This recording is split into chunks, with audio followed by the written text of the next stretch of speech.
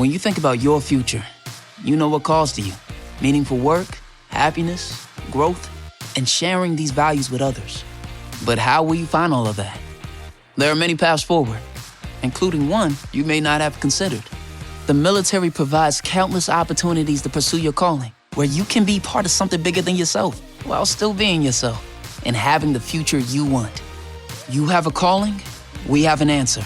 Learn more at todaysmilitary.com. This episode is brought to you by LifeLock. It's tax season, and we're all a bit tired of numbers. But here's one you need to hear. $16.5 billion. That's how much the IRS flagged for possible identity fraud last year. Now here's a good number. 100 million. That's how many data points LifeLock monitors every second. If your identity is stolen, they'll fix it. Guaranteed. Save up to 40% your first year at LifeLock.com/podcast. Terms apply. Hello, this is Simon Brew. I'm the editor of Film Stories magazine, and a very warm welcome to the Film Stories podcast.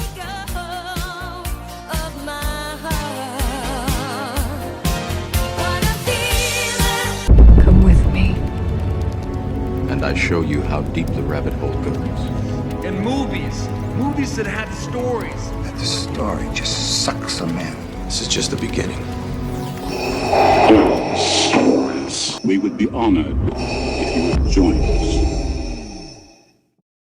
Hello, and a very warm welcome to Film Stories with Simon Brew. I am Simon Brew, as always. That's absolutely everything you need to know about me. The aim of the podcast, though, is given away by its title. I'm here to talk of the stories of films, and I tend to talk about development stories, production stories, release stories, marketing stories, all those ingredients, really, that go towards making the films that we know and sometimes love. Just that, the films that we know and sometimes love. The films I tend to cover on this podcast, they lean more towards the mainstream than anything else. They're films I'm interested in or invested in to some degree. I try not to do snark. I try not to punch down. This podcast is a celebration of cinema and a real appreciation that somehow, films manage to get made. Each regular episode of Film Stories, I tell you the tales of two different films, and that's exactly what I'm going to do this time as well. As always, I'm going to set things up with a clip from the trailer of our first movie, and I'll come to the story of it the other side of this.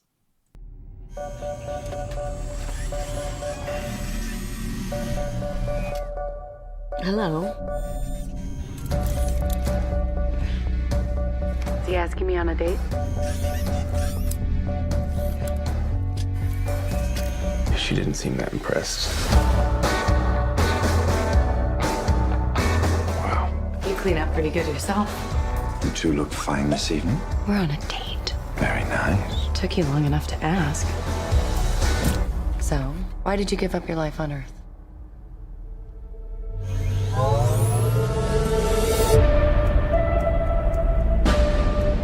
We boarded the Avalon with a destination.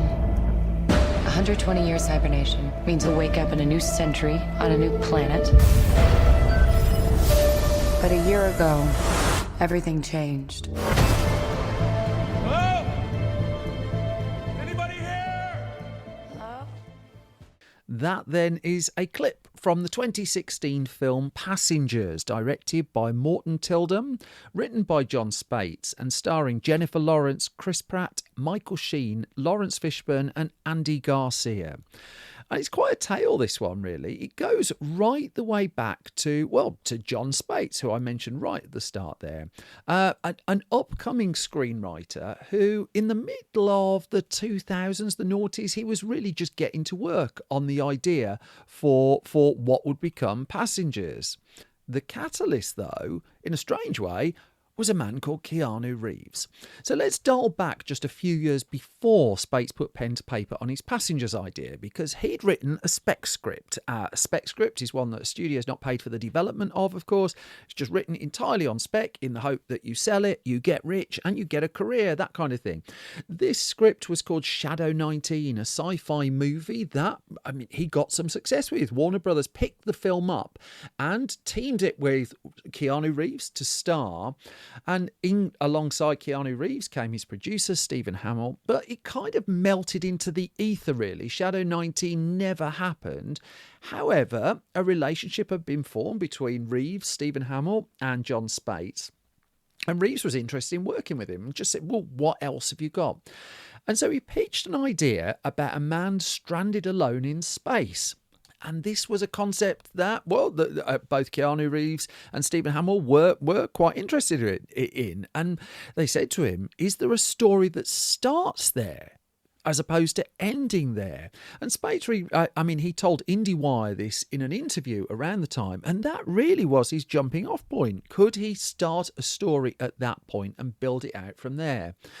Now, as much as Reeves was just enjoying the success of the first John Wick film around this time, a lot of his other movies weren't quite breaking through, but still his name was strong enough to get people interested. And so Spates went off and he wrote his script. He wrote his first draft script. He listened to a lot of music from Thomas Newman while he was writing it. He revealed that when Passengers did happen, Thomas Newman was appointed as the composer. And so the screenplay was written, went out to market, and there weren't really initial people biting it until it appeared on the blacklist of the best unproduced screenplays, and it appeared on the 2007 list. And so what happens for the blacklist is an assortment of Hollywood agents and talented people vote on the best script that's crossed their desk that hasn't yet been made, and Passengers was one of the top rated scripts of that particular year. Now, it was a difficult script. You can understand why studios hadn't run towards it. Set in space straight away, that's a bit of money, isn't it? Not a big cast. That probably worked in its favour, but it was asking an audience to go with a concept that was relatively out there, let's just say that. But still, the blacklist got it interested. And for John Spates as well, the fact that his script had made the blacklist even before his film had been made was a massive springboard for his career. I'll come back to that shortly. But in terms of the genesis of the film itself and the original idea, I was working back at Den of Geek when we covered this film quite a lot. And as John Spates told us around that time, the idea of the film was it was set on a luxury starship, which is unlike anything that's been done before. And he described how one of the problems getting it off the ground was there are not many inexpensive ways of making that movie. The concept relies on it being a luxury starship. They cost money. He also said that it's a movie that straddles genre, that it's a big dramatic love story, it's funny, it's a survival adventure, it's got epic scale and a very tiny cast. And as he pointed out, it's not like anything that's been done before, and that's disconcerting to major motion picture studios. Now, by the time Passengers arrived, Spates had written Prometheus. He landed the Prometheus job off the back, in large part, of the Passengers script that Ridley Scott apparently had taken a look at the script and quite liked it. And he was admitting around this time that it was stories of isolation that were interesting him. Mix that in with science fiction too. And there really was the genesis of Passengers. Those were the ingredients, really, that he was trying to blend. And so it's on the blacklist. Keanu Reeves is interested, and one of the byproducts of getting Keanu Reeves interested early and being there right at the start was he and Stephen Hamill were involved in just developing the script and working together on it for a period of time. There was a point in 2010 when it looked like the film was having its first stab really at being ready to go, because a director by the name of Gabriele Muccini had enjoyed success with the film The Pursuit of Happiness, starring Will Smith. It earned Will Smith an Oscar nomination. And so in 2010, he was aboard the film. Keanu Reeves was set to star still at that point, but he just couldn't get going. And this Passengers script was known about quite widely in the industry, certainly for John Spates, a terrific calling card. However, would anyone eventually gamble to make the film? Would they roll the dice on it? Well, lots of people were certainly taking a look, and there were a fair few near misses. One of the most prominent was in 2013, so we're already 6 years on from the blacklist. And at that point, a bunch of personnel came together. It looked like Passengers could get made. So In the director's chair now was Brian Kirk. Now, Kirk had made his name on the small screen with television series episodes such as Game of Thrones and Boardwalk Empire, hugely cinematic television as well. And this was something that he was edging towards making his feature directorial debut on. Now, it's a fairly big film to make your feature directorial debut on. In the end, he would direct 2006's Middletown and the Chadwick Boseman headline 21 Bridges in 2019. But Passengers, for a big blockbuster movie, was a notable scaling up. And so in terms of big blockbuster feature directorial debut stuff, this was going to be his. And so Keanu Reeves was still attached at that point. But then he had a co-star on board. Reece Witherspoon was attracted to the film. And now you had a director, you had a script that had been on the blacklist, you had Keanu Reeves, you had Reece Witherspoon. Well, let's take that out to market and see what happens. And so off it went to the Cannes Film Festival. And on May the 21st, 2013, Daily Variety ran a story that after a fierce bidding war, a science fiction film had been acquired by the Weinstein Company, headed up by convicted rapist Harvey Weinstein. Now, this was reported as a star-laden indie sci-fi drama. So it was an independent film, that point being crucial. So as much as the scale and the ambition of it required some degree of expense, it was still independent funding that the film was requiring to get to this far. Still, the deal was sealed at that Cannes Film Festival. A release date was soon set for April 2015. And at that point, the production budget was said to have been around $35 million. However, then fate took a hold. Reece Witherspoon had a scheduling conflict and she had to drop out of the movie. And so, I mean, we're still in 2013. We're edging towards the end of 2013. And it had lost one of its two leads. However, a replacement was soon recruited. That in October 2013, we got the first word in the press that Rachel McAdams might be interested in signing up for the film. And, she was very, very close to committing to it as well. In fact, as we head into 2014, it was being listed as Keanu Reeves, Rachel McAdams, Brian Kirk directing. And there was still this ongoing enthusiasm from the movie press for the film as well.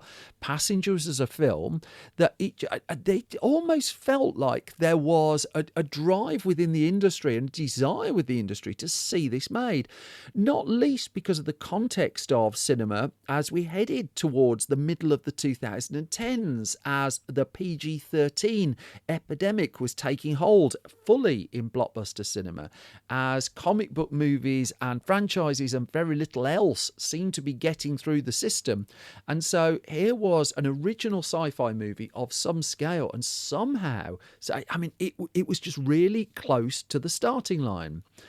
But then more problems hit, because in March 2014, Rachel McAdams had to drop out of the film, and at that point, the Weinstein Company wasn't far behind. Its interest melted away, and this was a point where shooting was just weeks away from beginning as well. I mean, it was really getting quite close to production.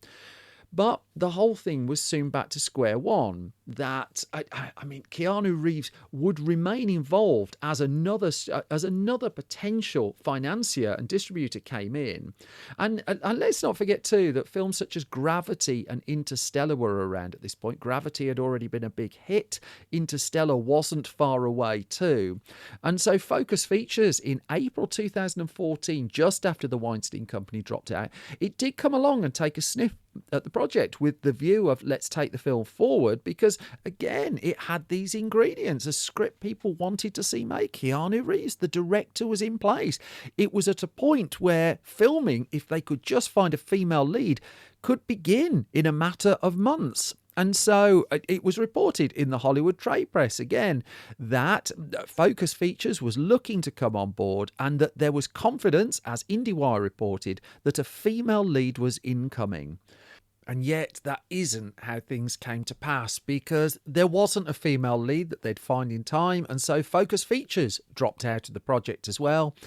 And not far behind, Keanu Reeves. The whole thing appeared to be back to square one, but it still had that magic bullet, that blacklist script from John Spates.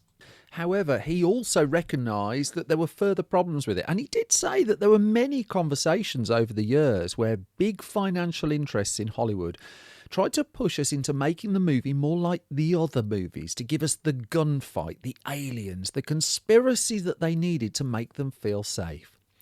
Still, towards the end of 2014, the film was now back on the market and it was time to gamble.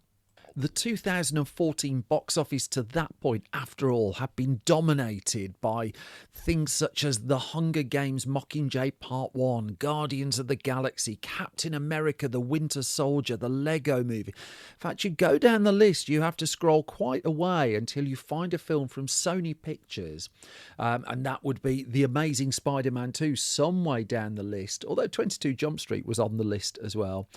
And it was Sony, in the end, that was the studio that gambled. It was headed up at this point by Amy Pascal, but not for too much longer. This was the era of the cyber attack on Sony's servers that led to a whole bunch of emails and such like being leaked out into the world. But there was still the sense that, it just wanted to take a punt, that it wanted to try something that swam a little bit against the tide of your standard blockbuster film. And so it was Neil Moritz of Original Film who wanted in and partnered with Sony. Sony then won the auction for the movie. It was back out on the market and knew it would have to commit a 9-figure budget to get the film made at the scale, really, it needed a studio movie to be, because Sony knew that by making the film, it was going to have to spend on blockbuster talent. Otherwise, it was just going to be kind of mid-range, very, very difficult to sell sci-fi movie that was doing different things to what pretty much every other film in the market was trying to do at that point. The Spider-Man reboot that Sony had done, it cost a lot of money, hadn't made much in the way of profit. And she wanted, Amy Pascal wanted to slide her, $150 million chips elsewhere, at least for this project.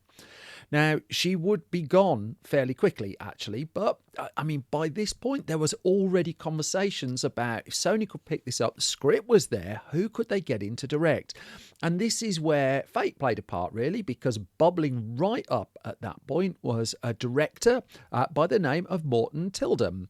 And he was in the Oscar race. He made quite a few films to this point, but the one that had really broken through was The Imitation Game, the biopic of Alan Turing that starred Benedict Cumberbatch. And as it turned out, The Imitation Game would earn lots of Oscar nominations, including for Best Picture as well. And in January 2015, while Tildum was in the midst of Oscar campaigning, his name suddenly became linked with Passengers, and not for the first time, the project had a director. He'd not really been offered much in the way of sci-fi before and was really interested in tackling such a film. But the studio leadership was changing. Amy Pascal had pushed the film through, but hadn't been the one to give it the final green light, because soon after the Sony hack, she stepped away from the top job at Sony after a prolonged period there as well. And in came a man called Tom Rothman to head the studio up. And all of a sudden, the ultimate decision about whether this would be the time that Passengers went forward was on his desk. Now, what he had was the insurance of movie stars, but also that insurance came with a price tag, because once it's not a studio independent movie, you can't really ask people to work for scale and take a back end of the profits. If you want a movie star in a big Hollywood studio film, you've got to pay the upfront price. And the two movie stars who were in the running now were Jennifer Lawrence, who just had the chart-topping hits with the Hunger Games films, and Chris Pratt, riding high off the back of the first Guardians of the Galaxy, soon to jump into the second one as well. These were not going to be cheap acquisitions for the film, and as much as it didn't have a large cast, the budget was still spiralling. Rothman needed it to come down before he would ultimately agree to make the movie, and it was retooled at a budget level of $120 million. Now, cheap by blockbuster standards, perhaps, but enormously expensive for a non-franchise studio picture. But as Rothman reconciled at the point, if we don't keep trying to make original subjects and just keep making the next big installment of the last franchise, I believe the theatrical business will slowly die off. And he argued, big, smart, daring original subjects are really hard to find, and I want to fight for them. Rothman gambled. The green light button hidden deep under the stack of papers on his desk was pressed, and the movie sprung into life. And after a long, long time in gestation, I mean, how far into the story are we now? What, 7, 8 years? Passengers was finally happening, and it was going to happen fast. It was greenlit at the start of 2015. It would be filming by the autumn of 2015. Jennifer Lawrence would get $20 million for taking the lead role in the film, reportedly with a back-end deal on top of that as well. Chris Pratt would take $12 million. This made headlines because I think it was the first high-profile example of where the female lead got the much bigger salary than the male lead on a film of this ilk. Remarkable it took that long to happen. The slim cast was bulked out in the summer of 2015 when the likes of Michael Sheen, Lawrence Fishburne, Andy Garcia were introduced to the project. And then in September 2015, Passengers finally started filming. Huge sets were built for the movie in Atlanta, and I mean there are all sorts of influences right throughout the sets, deliberately overt tips of the hat to Stanley Kubrick's The Shining, for instance.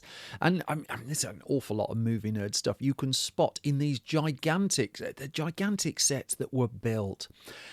Now, the challenge of making the film was, I mean, it was quite a long shoot, but it was a long shoot with not many actors. And for Chris Pratt in particular, he was in the vast bulk of the movie. And as Morton Tilden would reflect to IndieWire, usually you can give your actors a day or two off because you can go and shoot something else. Well, that just wasn't an option with Passengers. He says here there was not a single hour of rest, especially for Chris, who had to be there every day in more or less every scene.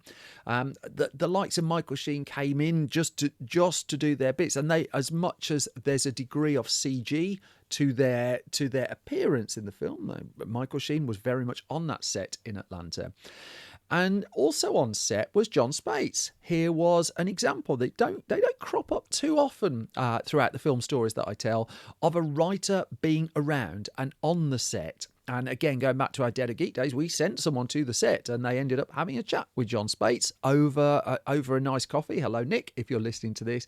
And as Spates said, I'm here every day. He says, I didn't want to be on the sidelines consoling myself or it to be a testament to my ego. He reflected that instead I can be useful and make meaningful contributions. And he just said at that point, while it was shooting, it is amazing to see my hugely personal script come to life.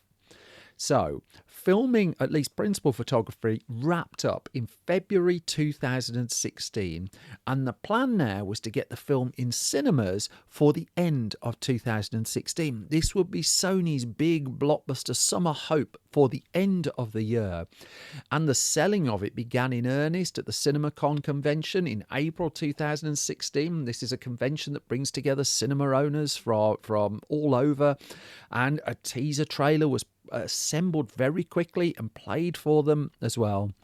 And then Sony just started slowly ramping up the marketing spend on the film. It knew it was going to have to do that. It knew this wasn't going to be a cheap film to put out into the world. The final production budget, as much as it came in around the 120 million mark, well, I would imagine, and I don't have a number for it, that the marketing wasn't far off that as well. Still, out came the trailer and the push continued, and Jennifer Lawrence and Chris Pratt, they went out and did their promotional duties for the film. all building up to the ultimate release of it, which came at Christmas of 2016. Now, ahead of the release, and not far ahead of the release actually, there was a little bit of late reshoot work done. That in the editing suite was Marion Brandon with Morton Tildum. I should also reiterate that Thomas Newman by this point had put his score together as well. But there was some late reshoot stuff done just weeks ahead of the film's premiere and release actually. The response to the movie when it went before critics, though, I mean, it sort of spotted a hole that seemed to have bypassed some of the key creators involved in the movie. Now, the script of Passengers had actually leaked online, and so there were a subset of people who knew what to expect from the film. But that critical response, as much as it was praising of how the film looked, and also that there was praise for the two leads, Chris Pratt, Jennifer Lawrence, we spend a lot of time with them throughout this movie. The hole in the movie, the hole in the narrative of it was something that was just picked up and picked up and picked up and picked up, and it caused, well, it would go on to cause a fair amount of conversation. Well, I'll come to that shortly. In terms, though, of whether an audience would turn up to see it, the problem that Sony was facing was there was a fair amount of competition out there, because at the stage where it gambled on putting money into Passengers, what hadn't happened was the Star Wars phenomenon returning. That, I mean, Sony knew it was coming, but at the end of 2015 saw The Force Awakens take, $2 billion worldwide? Well, come December 2016, there was another Star Wars, arguably the best of the current batch of them, Rogue One, a Star Wars story. And so on the weekend that Passengers launched, Rogue One, a Star Wars story was on week 2. The top of the chart was the Star Wars movie with $64 million on its second weekend. In second place was the big family movie from Illumination and Universal, that would be Sing, $35 million. And then there was Passengers, $14.8 million. A very competitive weekend, it should note. 20th Century Fox opened 2 films at the same time.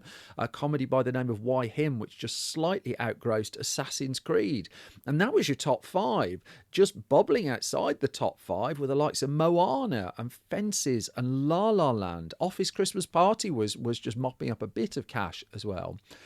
The word of mouth was going to be crucial to Passengers, and the initial critical response did not suggest good news for Sony there, but still, the Christmas period tends to see a lift in box office revenues, and Passengers earned $16.1 million on its second weekend, 8.7% up. I mean, that's pretty good. Still in third place.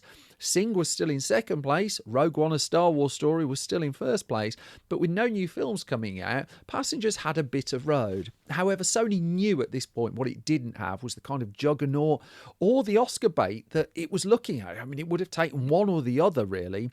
And so come week 3 of release, well, it lost 45% of its business and was down to 6th place as Underworld Blood Wars came in. Hidden Figures expanded its release and took the top chart. There was still Star Wars, there was still Sing. But now Passengers' moment in the sun was fading. It was disappearing. There's a whole bunch of metaphors in there, isn't there? Let's just go with them.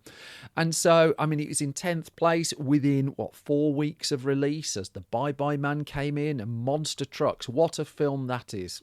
The animated movie Monster Trucks, with trucks that have monsters in. I paid money to see that, so I can say, I can voice my views. There are definitely monsters and trucks. Passengers out of the top 10, not long thereafter. And by the time it had finished its US box office run, $100 million with 14, let's just say this properly, $100 million, $14,699 in the US.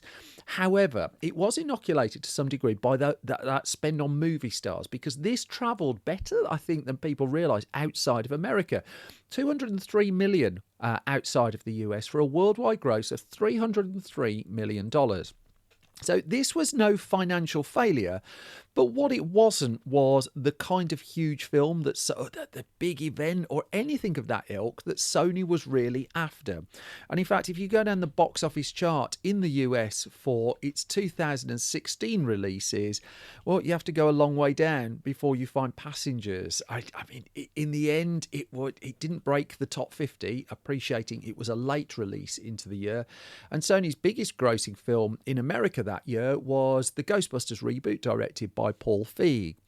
Could Passengers interest the Oscars was the next question. And, well, yeah, I mean, it picked up 2 Oscar nominations, one for its terrific production design from Guy Hendricks-Dias and Gene Cerdina, and Thomas Newman's score as well. But this wasn't anywhere close to the running for Best Picture or any of the acting gongs. And as much as the film enjoyed a reasonable run on DVD and Blu-ray and such like, the aftermath of the film, certainly in the years that followed, was going down to conversations about that narrative choice at the heart of the film. Now, this is a really spoiler-light podcast. I'm determined to make it so. And so I'm dancing around what happens and a decision that one of the characters makes in the film. And I'll continue to dance around it. But, within a year, Jennifer Lawrence was talking to Variety about Passengers and reflecting on the response to the film. Both she and Chris Pratt were a bit sideswiped by the negative response to the movie. For Lawrence, she talked of what was seen as, again, the flaw of the film. And she said in this Variety interview, "I'm disappointed in myself that I didn't spot it." She said, "I thought the script was beautiful. It was this tainted, complicated love story. It definitely wasn't a failure." She said, "I'm not embarrassed by it by any means. There was just stuff I wished I'd looked into deeper before jumping on." And so to freshen her palate, she then jumped straight into making the film Mother, a nice sedate drama for Darren Aronofsky. Chris Pratt, meanwhile, he would also talk about about how surprised he was, and he just said it did. The response caught him off guard. He said it was definitely a lesson, and again, he doubled down on the fact that he was proud of it, and he said, "I'll be curious to see if it holds up, the criticism and the movie." But they were sort of on the back foot a little bit there. And I mean, when Lawrence came to discuss the film again, and we go all the way up to 2022 now, and I mean, she's just a little bit more sanguine about it. In fact, she told a story about how Adele warned her she shouldn't take the film on. And how she was asked in a further piece in Variety in 2022 which film left her rethinking her choices, and she said it was Passengers. And she said, "Adele told me not to do it. She was like, I feel like space movies are the new vampire movies." And she said, "I should have listened to her." And she reflected on that period of her career and the choices that she was making, and with some degree of regret, really.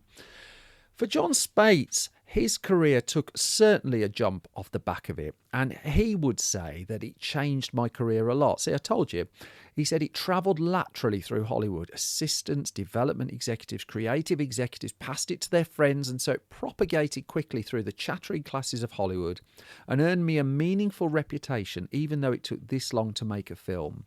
And he said, "There are ways in which I owe my career to this script and the reception it's gotten, even though at that point he was saying it's not been seen by the general public." By the time it was seen by the general public, John Spates' career was on a very, very healthy track. And you look at some of the stuff he's done. He wrote the first Doctor Strange movie for Marvel. He's script credited on Dune and Dune Part 2 for Denis Villeneuve. There was also Prometheus as well. And the key to unlocking all of that was Passengers. As much as Passengers remains divisive, and it's still a really odd studio film in the context of the 2010s, it's an interesting... I still maintain it's an interesting tale. I mean, it topped the blacklist. It got all this star talent involved. And yet they talk of what they see as, and not everyone thinks it is, but they see as this story flaw at the heart of it, that throughout the midst of the conversations about this being one of the hottest unproduced screenplays of its era, well, people were blindsided by it in more ways than one. Hey guys, have you heard of Goldbelly? It's this amazing site where they ship the most iconic famous foods from restaurants across the country, anywhere, nationwide. I've never found a more perfect gift than food. They ship Chicago deep dish pizza, New York bagels, Maine lobster rolls, and even Ina Garten's famous cakes. So if you're looking for a gift for the food lover in your life, head to goldbelly.com and get 20% off your first order with promo code GIFT. And that brings me to the halfway point of this latest episode of Film Stories. As always, thank you so much for listening and thank you for your time. We're in the parish notices bit, actually. So, if you can just bear with me on this, because a couple of things. First of all, if you like this podcast, first of all, thank you. And thank you for listening to it. Thank you for your ears. If you want to give it even more than your ears, if you want to give it some of your funds, let's get blunt about it. If you head to patreon.com/Simon Brew and put some money in the pot there, you get the podcast early and ad-free pretty much every week. You find out the gossip of what I'm up to behind the scenes as well. Feel free to ask me questions in the Patreon zone too. Thank you to the people backing me there. It is massively appreciated. Costing you absolutely nothing is to leave, ideally, a hugely positive review at your podcast home of choice. Again, thank you for people doing that.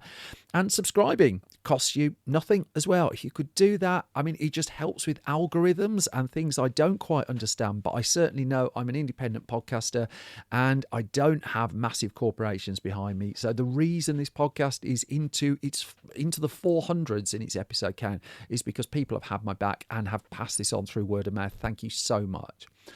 I also do print magazines. I am an old-fashioned print nerd. I love print film magazines. I'm delighted to say that the new issue of Film Stories are at 168 pages. It is the biggest film magazine here in the UK by some distance as well, I think. We are leading with a long interview with Ridley Scott as well. Really chuffed to get him, and him supporting our independent magazines is something we're really proud of. You'll be able to purchase that at store.filmstories.co.uk. It costs a fortune to put magazines in newsagents, so I can't afford that, but if you wouldn't mind, again, passing the word around and perhaps buying a copy, that would be appreciated. Likewise, the new issue of Film Junior is just going on sale as well for under 15s. That is leading with Paddington in Peru. 2 new print magazines, and thank you to all who support them. But without further ado, it's enough parish notices, isn't it? I want to get on with the second of the 2 films I'm talking about in this episode of Film Stories. I'm just going to put some leg warmers on. I'm just going to get dancing once I've done some spot welding. Here's a clip from the trailer.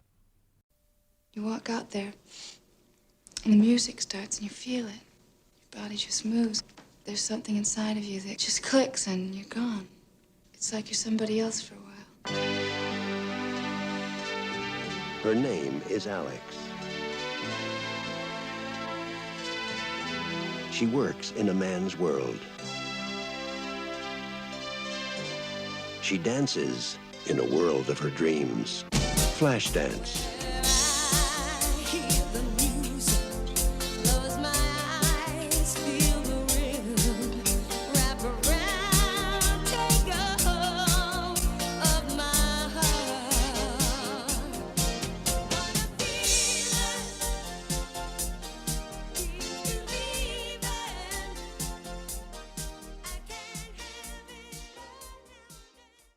That then is a clip from the trailer for the 1983 movie Flashdance, directed by Adrian Lyne. Screenplay credited to Tom Hedley and Joe Esterhaz, story to Tom Hedley, starring Jennifer Beals and Michael Nouri. And, well, the story of Flashdance goes right the way back to that man I just mentioned, Thomas Hedley. In fact, it goes back a little bit further, as we're about to discover. Now, Thomas Hedley was apparently born not far from me. I'm here in the sunny West Midlands. What a miserable day as I look out the window here in the UK. But it'd be fair to say that our career paths soon divested. One of us has enjoyed far more success than the other, and to give you a clue, I am not the successful one. Hedley, meanwhile, was off soon around the world. He was editing the likes of Esquire and Toronto Life. He would also move into movie screenplays, penning films such as Circle and Two and Double Negative. And his magazine work had given him quite a contacts book, and he duly used it. That when he had his film, his ideas, he knew where to pass them to. But it was on an assignment for, an article really for Toronto Life, that the story of a woman called Maureen Marder passed his desk. Now, she was one of 2 exotic dancers that Toronto Life had discovered, Gina Healy being the other. And their story, something just clicked in Thomas Hedley's head, that he had a light bulb moment, and he got this idea for a story about a woman who works in a steel mill during the day and then dances at night. Well, it wasn't just a light bulb moment. By April 1980, he got a movie deal for it. That the idea for this film had been sold to a company called Casablanca, a production company that was in the Los Angeles area, which is what brought it into the world of Peter Guber and John Peters, a pair who go on to be very, very prominent producers in the decade or two that follows as well. And there was interest at Casablanca in just developing this. And one person who was working there was a woman by the name of Linda Obst. Now, Linda Obst was a guest on the Film Stories podcast a year or two ago. And in the week this is being recorded, has died tragically at the age of 74. A really fascinating woman. And Flashdance was her movie breakthrough. And it was she who worked with Thomas Headley on refining the script. And so it was set up via Casablanca at Polygram Pictures. But then by 1981, producers Peter Guber and John Peters had left Polygram. And so Flashdance, as it was not yet known, would be heading over to Paramount instead. Because the film was originally going by the name of Depot Bar and Grill. Imagine that. And I mean, it was going to require a little bit of rewrite work before Paramount ultimately would bite. Now, that rewrite work was done by Joe Eszterhas, who went on in the decade that followed to do the likes of Basic Instinct and Showgirls. Jagged Edge was a few years after this as well. And Eszterhas has a very, very chatty memoir called Hollywood Animal, where he talks a lot about Flashdance. But also, I need to bring in a couple more characters before I get to that stage, because at Paramount Pictures at this point, the executive who was up there overseeing was Don Simpson. Now, Don Simpson is another person for whom Flashdance would be a major breakout moment, and he would go on to be one of the most notorious producers of the decade that followed on films such as Top Gun, Days of Thunder. The story of that is quite something as well. But Simpson at this stage was president of production at the studio, and he brought in a man called Jerry Bruckheimer to produce the film. This was the first movie that Simpson and Bruckheimer joined forces on, and not the last. But then Paramount had some degree of wobbles on it. And also Simpson was, the ground beneath his feet was not particularly solid. That it got to a point where he would eventually quit his Paramount executive job, or was he pushed? Don't know, wasn't there. And the film was up in the air. So he eventually would get it back and be able to co-produce it for the studio. But there was a point there where it suddenly became fragile. This was, there was another writer in the midst, I should note, before I get to some of the Joe Eszterhas stuff. That was Catherine Reback, who was said to have penned 3 or 4 different drafts of this. But without getting credit for it, Joe Eszterhas would get credit for his work. And let's go to what he said in his memoir, Hollywood Animal, because it was Don Simpson who offered him $125,000 for a rewrite of the script. Now, Eszterhas said, my agent told him he'd have to pay me my full fee for an original screenplay, considering the work I'd want to do. Now, Eszterhas was charging $275,000 for a screenplay at that point. According to Eszterhas, the Simpson retorted, you tell your client that he's a greedy pig. I will never, never, never pay that kind of money for a rewrite. Well, 3 weeks later, he thus did the deal.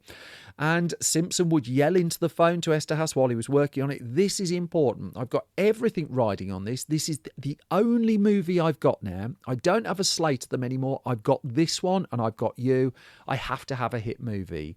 Perhaps goes without saying that Linda Obst was no longer involved in the film at this stage. It was now Simpson and Bruckheimer.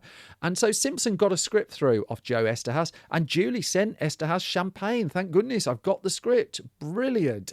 Elated. All happiness and light until a day later when Eszterhas took receipt of a 43-page memo from Simpson breaking down all the problems with the script.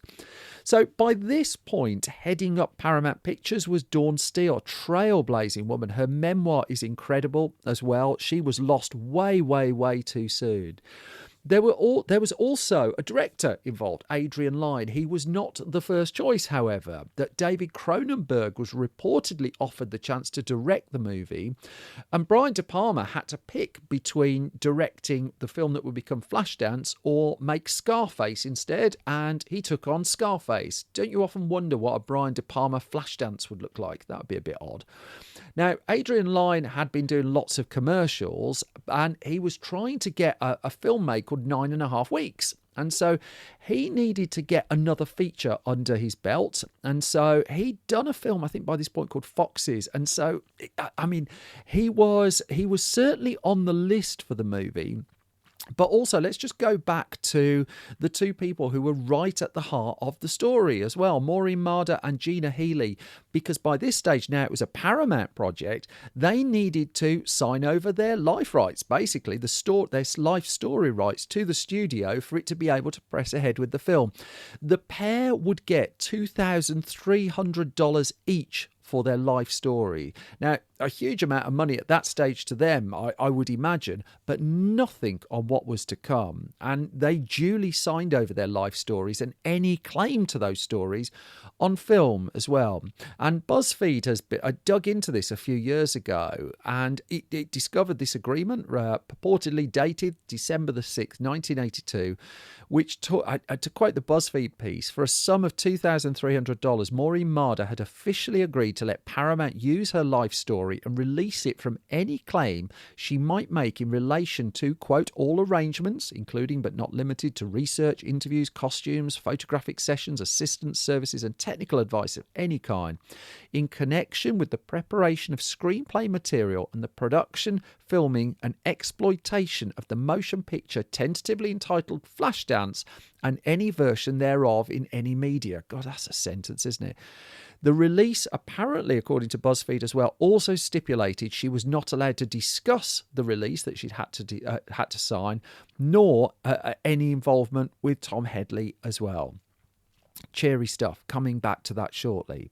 Now, there is some interesting vintage video footage, behind the scenes interview footage of Flashdance that I found on YouTube while taking a look at the film and digging into this.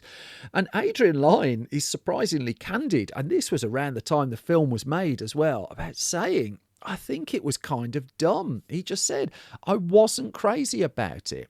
But after he turned it down 2 or 3 times, what he realised was here was an offer for a studio movie where a studio was going to spend $7-8 million to make the film.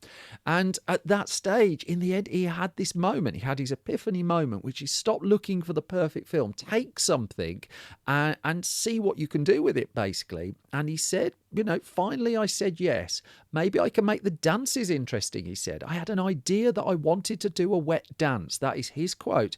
And he said, I hadn't seen that. Now, by a wet dance, what he means is a dance where the dancer is wet. I think you could probably work that out, but it's worth just getting the ambiguity out of that, isn't it?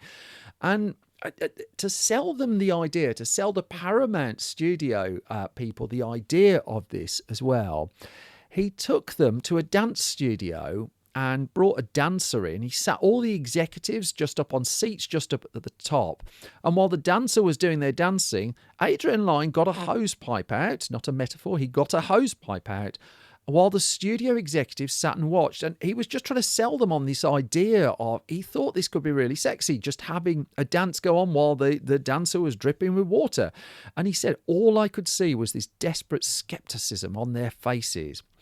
Still, he got his wet dance through, and there was also then the small matter of casting. Now, this is a very 1980s story, and I inwardly sighed when I read this, but the point of this podcast is to put bits of film history out relatively factually, so here we go.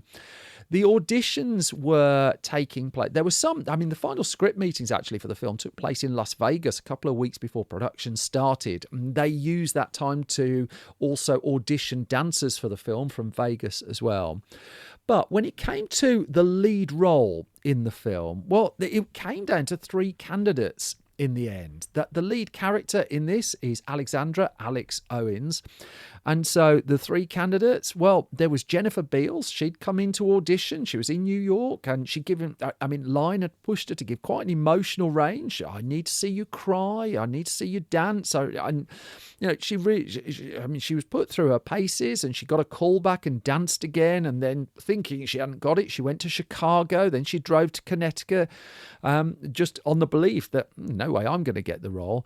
She'd been up against Leslie Wing for the part, and also Demi Moore, but not super famous Demi Moore at this stage, at infancy of career Demi Moore. And so the person heading up Paramount at this stage with the overall control of the studio was Michael Eisner, who would head over to Disney a few years later, but at this stage he was at Paramount. And so his way of deciding which of these three should get the role, here we go. He wanted each woman to do an audition reel in full costume, with Adrian Lyne directing them as if he was directing an actual scene for the film. He wanted a professional cinematographer in. He wanted professional lighting. Then Eisner brought in 200 men, the very manly men, from the Paramount payroll. He wanted the macho men. He wanted the grrr men. And he got those 200 men into a screening room and played them the three different audition reels, effectively, that Adrian Lyne had shot. And according to Joe Esterhazy in his book, Michael Eisner then turned to the 200 men in the crowd and asked them to pick the woman they'd most like to play a game of Scrabble with. I might have changed what he asked, but I think you can probably work out where that was going. It was Jennifer Beals that landed the role. I have to say, Jennifer Beals' performance in this is far better than that story warrants, really. And I mean, it was a really sensational, should have been a massive star-making turn, to be fair. That notwithstanding, she landed the lead role. The rest of the cast pretty much unknowns as well. And I mean, the film was coming in at a relatively modest cost. I mean, appreciating we're in the 1980s at this stage, the budget was $7 million, and 84, Warner Brothers was spending about $11 million on something like Gremlins, just to give you some kind of yardstick there. I mean, some of the money went on the music as well. Inevitably, music was going to be key to the film. I mean, filming began on the 18th of October, 1982 in the Pittsburgh area. It wrapped up at the end of 82 in Los Angeles. Fairly swift edit. It would be not a very eventful shoot, actually. The editing done by Walt Mulconey and Bud Smith. The film was set to be released in April 1983, so within 3 months of filming being completed, the film was completed as well. Now, there was a lot of pressure on Jennifer Beals inevitably to perform the dance sequences, and the key sequence really in Flashdance, one of its most famous ones, is the big audition moment towards the end of the film.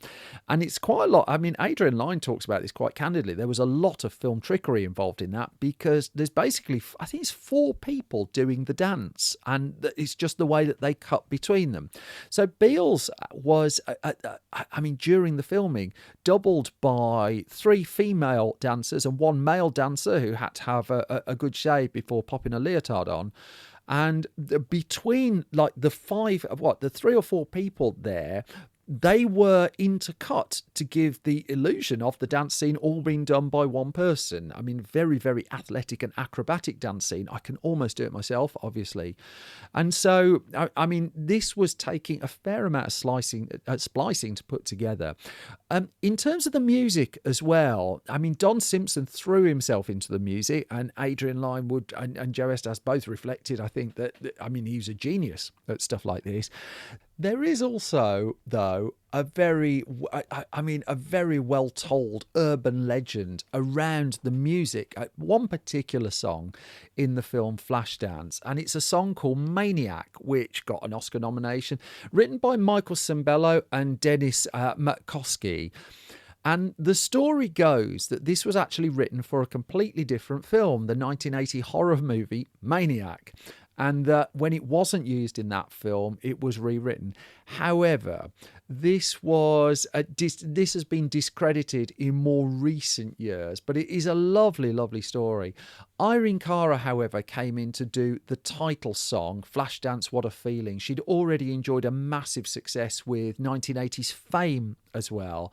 And then Giorgio Moroder came in to do the score for the film. Music was huge for Flashdance. It was a massive part of it, and the film was, of course, called Flashdance by this stage. And so there was going to be the soundtrack album, there was going to be the film going with it as well. The original cut, actually, that Adrian Lyne was said to have assembled for the movie was around 2 hours and 20 minutes long. Now, the final cut of Flashdance is very brief, 97 minutes, and the problem was that as much as Lyne liked the original cut, in fact, quite a lot of the creatives did, by the time it put it in front of the studio hated it, and they wanted the film shorter, and quite a lot of the nuance of the movie was gradually knocked out of it. Now, some people who watch this, who listen to this, will love the film Flashdance. I'm not really one of those people, because I mean, in terms of a narrative film, there's not really a lot to it. But this was the infancy of the MTV era, really. And in terms of that, you can't argue with the fact that it delivers. It captured a moment in time in the early 80s, and in terms of giving people, an hour 40 of just escapism entertainment, who am I to get snooty about that? However, Adrian Lyne was not said to be happy, really, with the way that his film was cut right down. And when the film went before critics, they thought they were dead in the water.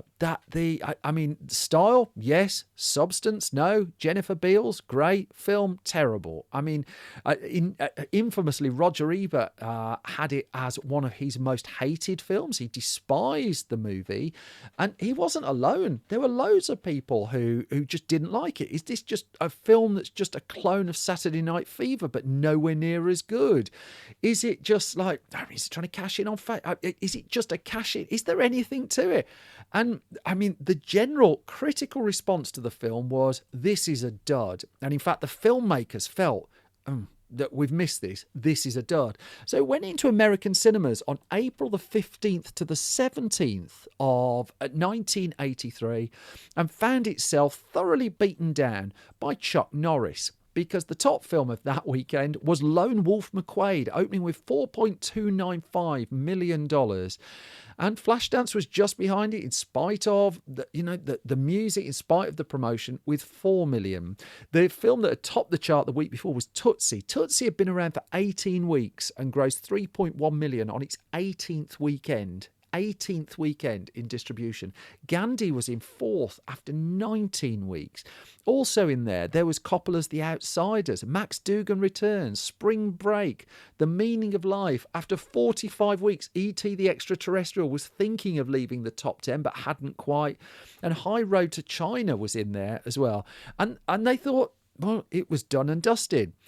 But a few days after the film opened, things started to change, and it was Don Simpson put a call into Joe Esterhazy. He said, I don't know what's going on, but something's going on, because cinema owners were saying people were coming back to see it. In particular, it was young women who were coming back to see the film, and cinema owners were reporting that people were leaving. They were in tears. They were humming the music. They wanted to go out and buy the soundtrack.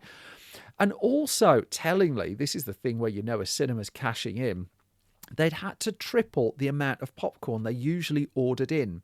And this was one of the earliest films to really coin the phrase a popcorn movie. And it was defined, as Esterhazy writes in his book, as an audience picture. An audience picture. The audience comes, has fun, tells their friends, and the movie becomes critic-proof. Well, that absolutely happened, because the word of mouth, critics be damned, catapulted Flashdance to number one in its second week. Chuck Norris was just lying there, just looking up as Flashdance vaulted him. And there it was, $4 million. It actually upped its box office on its second weekend. No new openers, no new competition, but they weren't far behind. Third weekend, it upped its box office as things like Something Wicked This Way Comes, Valley Girl and The Hunger came along. Fourth weekend, It's at number 1 again, holding off the challenge of Dr. Detroit, Still Smoking, and a re-release of Porky's. Tough challenge. It was Blue Thunder, actually, that in the end knocked Flashdance off the top of the chart. What a film. John Badham, the director of that, I did a podcast with some time ago that's back in the archive. Breathless also was in second place, but Flashdance was still going. Its box office was still nudging up. Its weekend box office was still nudging up. And, I mean, Flashdance was then just sitting in the chart for an awfully long time. That in all, it played in American cinemas for its first run for 37 weeks. Never like doing like 10, 15 million in a week, but by the time it left cinemas, $92.9 million just in the US, and more than that overseas as well. Total global box office, $201 million. Then the soundtrack sold, 700,000 copies in its first 2 weeks. It has sold millions in America. It won a Grammy as well. And then the film itself started entertaining the idea of Oscar nominations and Oscars. And in fact, Flashdance does have an Oscar to its name. It was nominated for 2 Best Original Songs, Maniac, not from the film Maniac, and the title track. It was the title track that won Oscar Gold. But also it got nominations for Bud Smith and Walt Mulcahy's editing and Donald Peterman's cinematography as well. So there's a lot of snootiness aimed at Flashdance, a film that lots of people enjoy. But there it is, its cinematography, its film editing are up there in the Oscar nominations alongside the songs that you ordinarily might expect. There was still some afters, though. I mean, not long after, actually, Variety reported on Paramount Pictures being sued because of, a case was filed about, quote, derogatory jokes about Polish people. Now, the judge dismissed the case in the end, but that did go before a court. But more prominently, Maureen Marder wasn't happy because she felt her life story had been used for virtually no return. Now, there's not much arguing with that. $200 million just on its original cinema release. But she had no immediate legal recourse due to the deal that she signed. Now, she did spot a small opportunity, a small chance in 2003 because she filed a lawsuit when a music video came out that paid homage to Flashdance. And her argument was that when she signed that original deal, it didn't allow for any kind of spin-off or sequel, and she was looking also for co-copyright of her own story. But the problem was the deal that Paramount and made her sign was so watertight that that initial check remains all she got, $2,300. Even when a musical of Flashdance launched in 2008, that $2,300 was what she got. Everyone else did a lot better. Adrian Lyne did get 9.5 weeks made off the back of the success of Flashdance. Jennifer Beals, she continued. She didn't have a hit of anywhere near that scale again, but a very busy actor throughout the 10, 20 years afterwards, and still putting out really interesting work as well. And then there was the producers.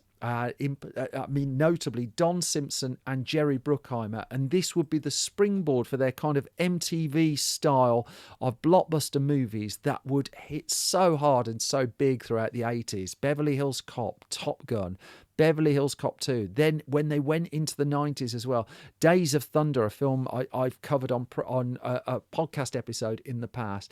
And in the end, the Simpson-Bruckheimer partnership crashed and burned when Simpson died early as a result of an overdose on the toilet.